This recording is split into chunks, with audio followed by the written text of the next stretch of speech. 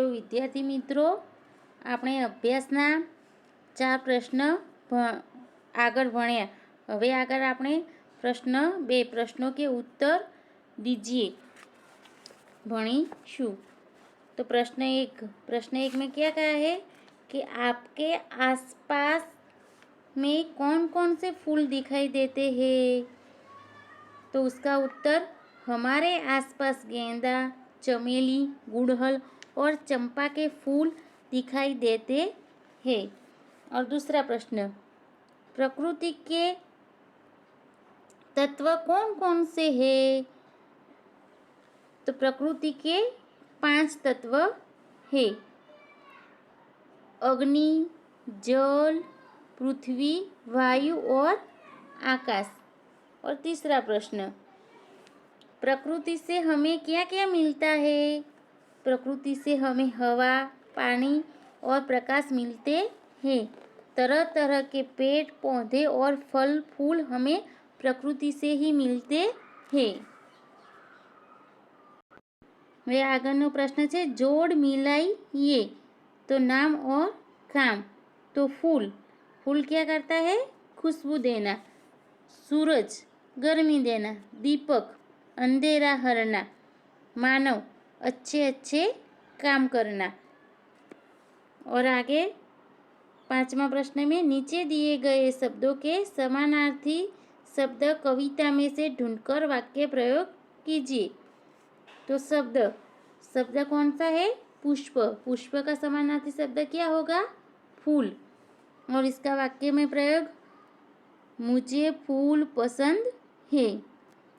इस तरह रवि का समानार्थी शब्द सूरज और उसका वाक्य प्रयोग, हम सूरज को नमन करते हैं।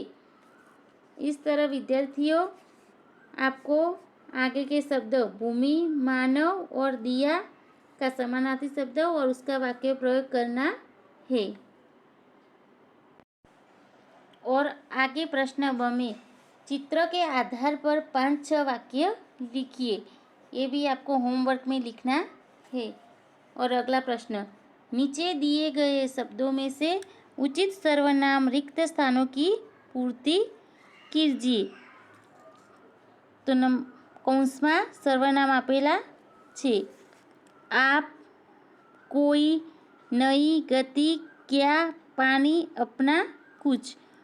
और नंबर 1 खाली जगह में तुम्हारा नाम खाली जगह है।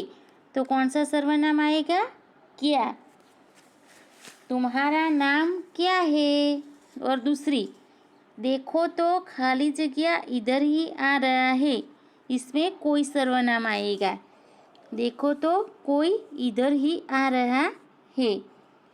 और तीसरी, खाने के लिए खाली जगह तो दे दो, बहुत भूख लगी है।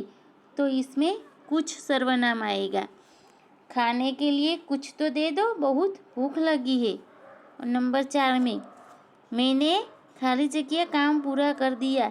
तो इसमें अपना सर्वनाम आएगा। मैंने अपना काम पूरा कर दिया। नंबर 5 में, खाली जगह कहाँ जा रहे हैं। तो कौन सा सर्वनाम आएगा, आप कहाँ जा रहे हैं। इसी तरह 7वें प्रश्न में ऊंची आवाज़ में पढ़िए और समझिए। तो विद्यार्थी मित्रों, आ शब्दों ने तमारे वांचवाना छे। तो तेज रीते विद्यार्थी मित्रों, આપણે સ્વાધ્યાયને આપણા નોટબુકમાં લખીશું।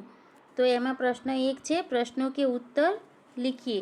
फूलों से हमें क्या सीख मिलती है। तो उसका उत्तर है,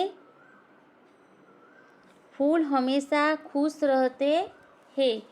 आंधी और वर्षा को वे हंसते हंसते सहन कर लेते हैं। उनसे हमें यह सीख मिलती है कि हमें प्रत्येक स्थिति में खुश रहे। कठिन से कठिन परिस्थितियों को हम हंसते हंसते सहन कर ले। इसी तरह दूसरा प्रश्न,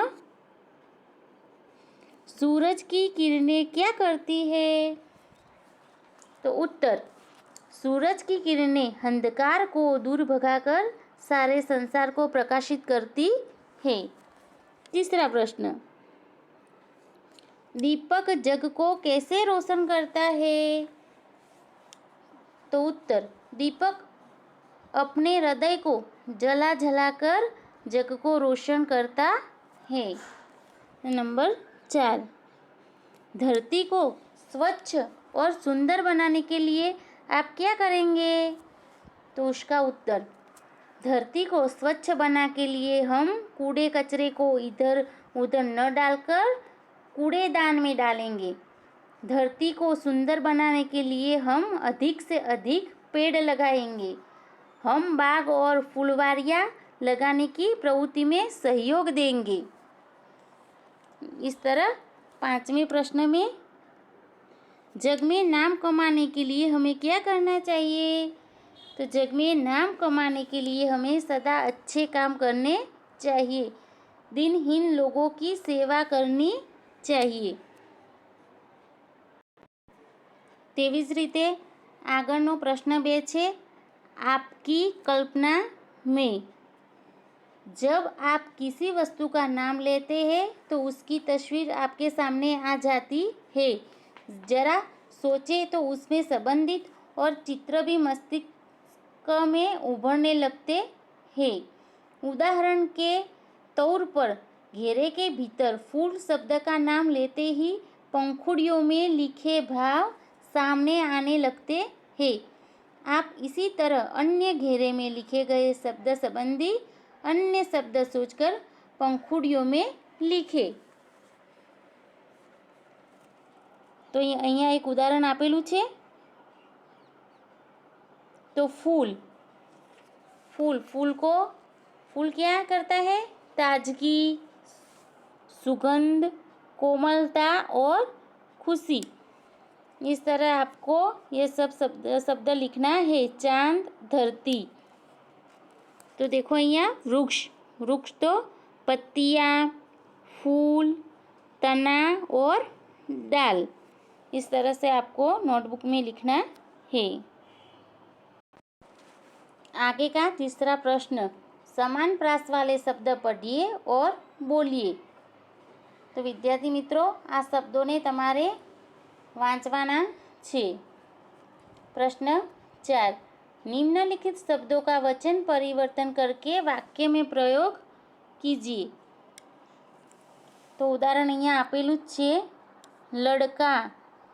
तो એનું वाक्य परिवर्तन શું થશે? लड़के। और वाक्य प्रयोग, पाठशाला के सभी लड़के प्रार्थना में नियमित हैं। इसी तरह विद्यार्थी मित्रों, पंखा, आँख, किताब, पौधा, पेंसिल, ये सब आपको वाक्य परिवर्तन करके उसका वाक्य प्रयोग करना है। तो आपको ये सब होमवर्क में लिखना है। और आगे का प्रश्न, काव्य पंक्तियों को पढ़कर उनका भावार्थ लिखिए। ये भी काव्य पंक्तियों को आपको होमवर्क में लिखनी है।